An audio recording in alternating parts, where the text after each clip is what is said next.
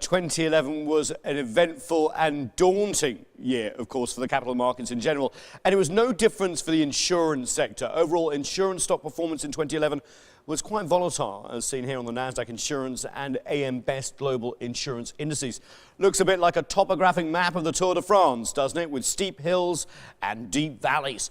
It's worth remembering that insurance companies are not just valued on their core businesses, but also on their investment acumen, and declining business activity coupled with weaker equity markets had a substantial impact on sector stocks throughout 2011. Particularly striking with the European insurance stocks in the latter part of the year. European insurance equities declined some 17.6%, more than 2.3 times the general US market. European insurers were actually well ahead of the market in May with a 24% return. But by late September, however, Europe and insurance shares tumbled to minus 24% for the year, a direct result of the European and sovereign debt crisis.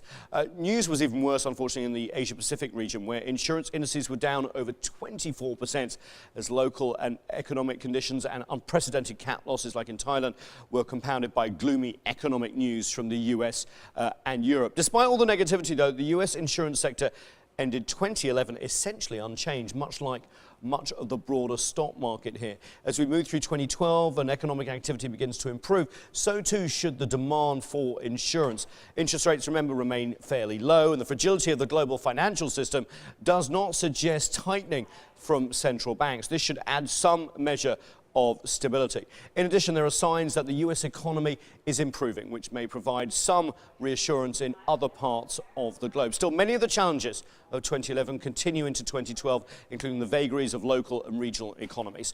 The key variable for insurers and reinsurers in 2012, price. But with excess capacity in the market and stiff competition, that's not your typical recipe for a harder market. In our next report, we'll look at the performance of specific sectors of the market, including P&C, A&H, and brokers.